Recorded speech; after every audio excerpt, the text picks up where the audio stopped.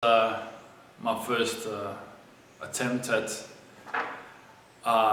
getting what I have inside of me out to the world and out to South Africa. I'm trying to keep this in myself, keep this to myself. I've been afraid, you can say, or not shy at all. Just I don't want to, get involved like you guys do. Everyone else out there doesn't want to get involved. You don't want to be out there and be exposed and to get into this whole nitty-gritty about what's happening in the country. You know what? It's come a time where we're going to have to do that anyway.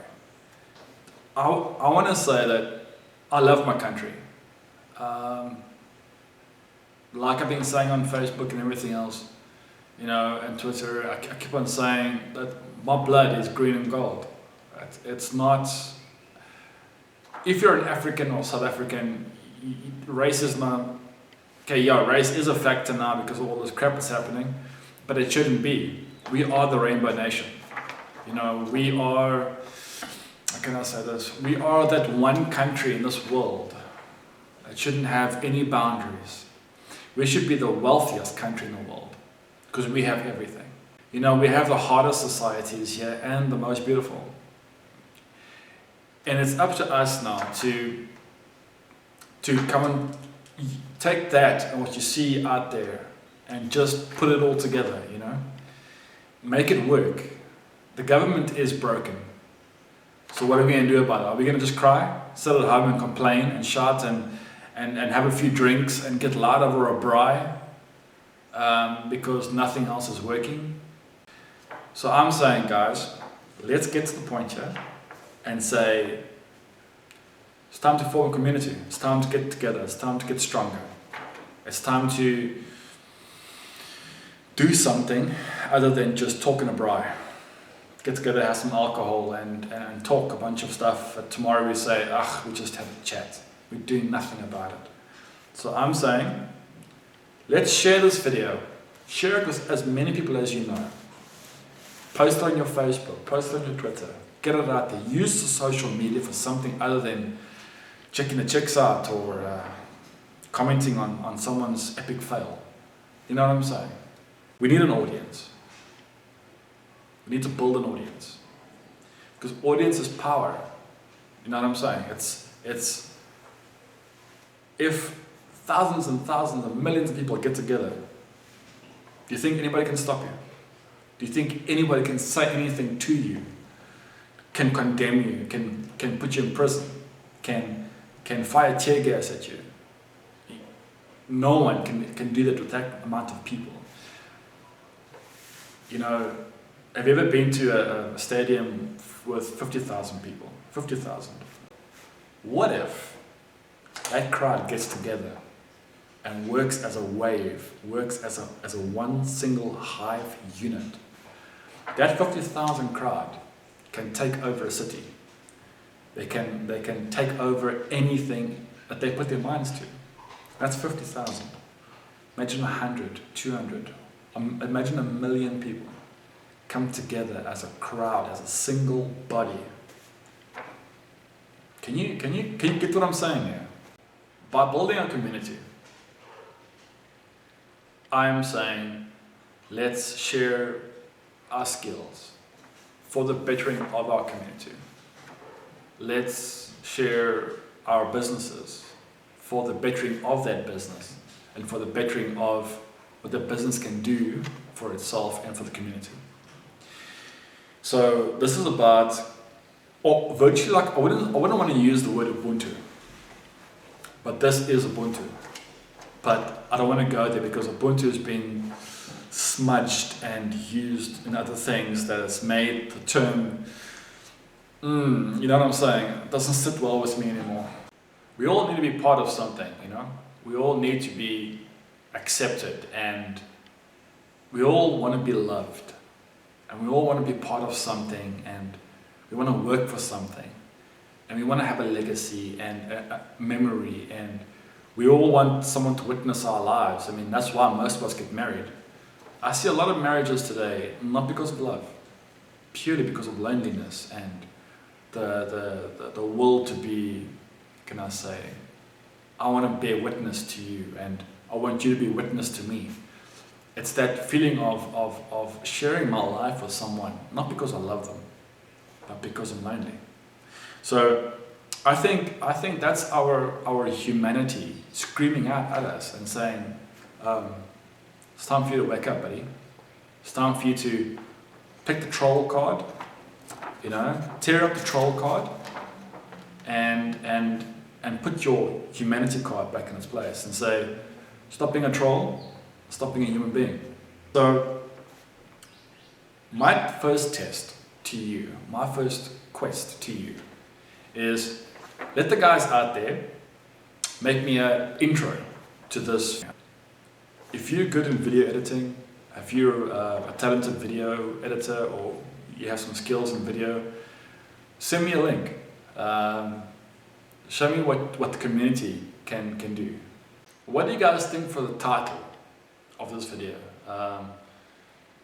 Okay, it is about fighting the oppressor. It is about charity, it's about community, it's about helping each other, standing together.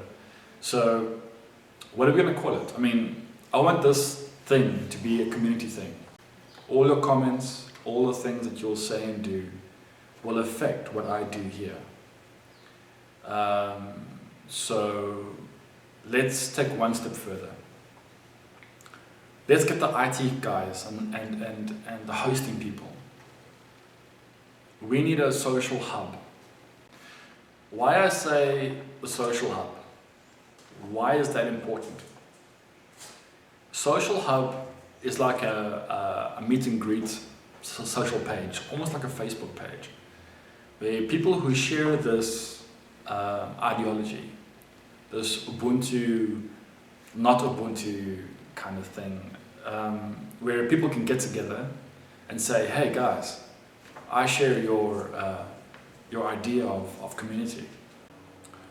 And you might have a son that's struggling at maths and science. That nuclear physicist can come over and give your son some lessons. Things that's just one of the pure examples of how this can work. We all need each other. I need you, you need me. For example, the biggest thing on my heart at the moment is family. Family is falling apart, kids getting hurt. Families fall apart through quite a bit of time, overlapping things that are not dealt with.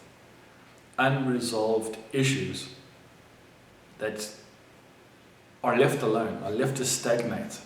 No one is there to help you. You were alone.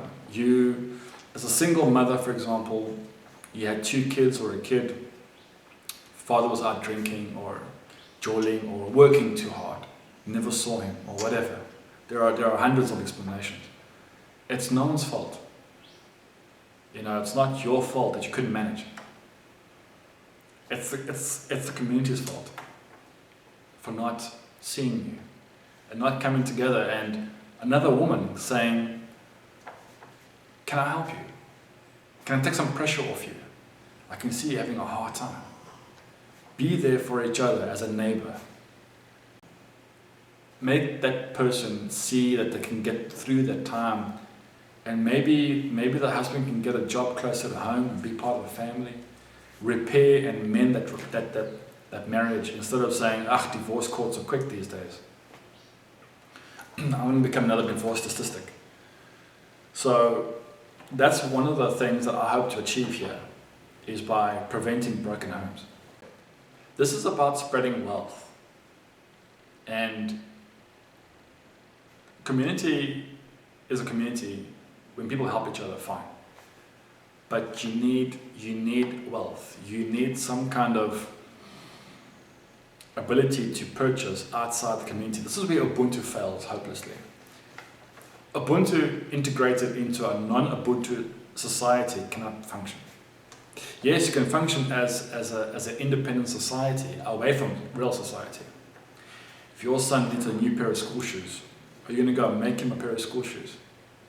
Or if you're going to go to a retail shop, and go buy him a pair of school shoes. And yeah, it's probably better to go and buy him a pair of school shoes, but you still need world money to access world economy. And if you're an Ubuntu society or society living isolated outside of the norm, you cannot do that. And this is where Ubuntu fails. Ubuntu cannot make everyone Ubuntu instantly. So this is why I'm not going to say the word Ubuntu anymore, or less, in this conversation, because it's basically irrelevant. I know a lot of you out there love the word Ubuntu, so do I. We all wish that the African term for Ubuntu can exist, that we can all live in a Ubuntu kind of way. It's my desire as well. I wish I could just go to a big piece of land, thousands of hectares, and say to everyone, guys, we have trees, we have clay, we have everything we need. Let's build this place up to the sky.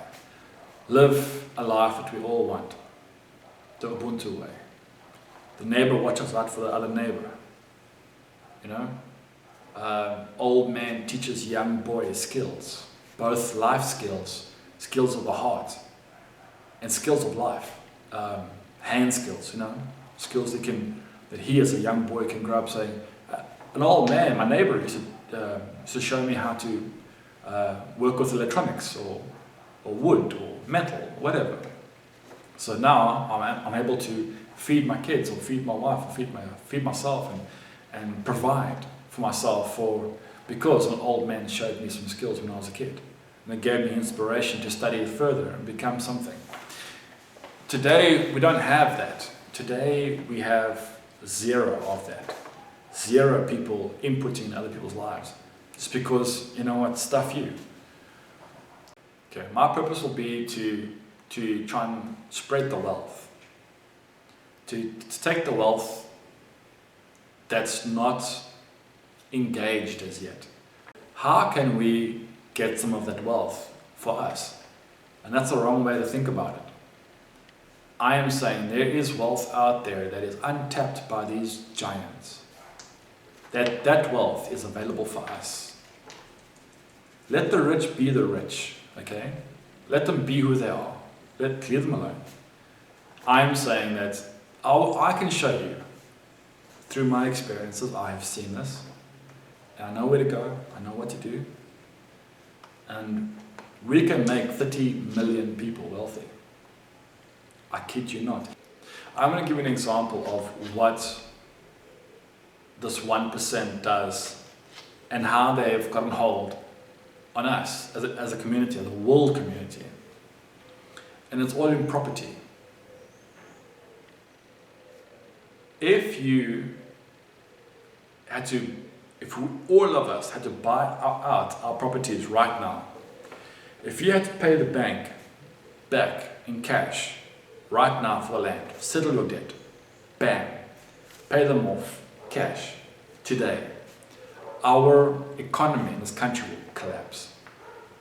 Greece has now got into a state of basic anarchy. Go Google Greece's economic state. And did you know that those loans are totally illegit? Private organizations buying countries. Have you heard of that? One person or a group of people, a handful of people, can buy a harbor, own a country's harbor, that you have no right to trade in that harbor unless they say so. But that's where South Africa's going. We have sold our minds like that. Perfect example. This is why I get so emotional, because if we don't do something about this right now, starting today, and progressively carrying forward with this, we will lose everything. As people of Africa, we will lose everything. I've seen mines being sold. And for example, one of the biggest copper mines in the world exists in Central Africa. And, you know, the Western countries came and said, hey, President, how much do you want for that mine? No, the mine's not for sale. Are you sure about that? Yeah? No? It's not for sale. Okay. Then suddenly, boom, you've got terrorists and rebel uprisings everywhere. Government is flooded with sudden costs of military, and you have civil unrest because everyone's scared. Where does these people come from? Where do you suddenly have terrorists and killings and bombings, and what the hell is going on? Well, guess what? Now can I have your mind? Yeah, sure. Enough said. Can you see where that came from? I want your copper. I create a little bit of crisis. Thank you for your copper. Have a good day, sir. So my main focus point on the whole wealth distribution, the topic of the 1% of the world and how we're going to get this right to move the wealth from nowhere to us, not from the 1% to us. We're not going to do that. We leave the 1% as they are. The rich mustn't lose so that the medium and poor and super poor can become something. Let's focus on us as the minority of the wealthy. So there are a couple of things that need to be done in order for us to set kind of like a platform for community upliftment. And there's a lot that needs to be done. I mean, I could probably make 20 videos right now on the amount of information, maybe even 100 videos right now, of 50 minutes each, on the amount of information that needs to be shared with you and the processes involved and how we can get going on community and population upliftment. If you share it and if this whole idea resonates with you and if you agree with me on this, then let's get together. Let's really say, okay, we all agree, let's share it. Let's get the audience, let's build the audience, let's build the power, let's build the numbers. And let's really push this video out. I just want to say that we are fighting for tenants' rights at the Cape High Court tomorrow morning. It's only a set down, which means it's like a preliminary hearing for a trial. What we are doing is we are fighting for tenants' rights. That if you have a landlord that is using you to pay for his repairs and not giving you refunds and absorbent rents and things like that, then I think it's time we all come together and we fight this now. I'll be hitting another video tomorrow, so let's see what that brings, and yeah.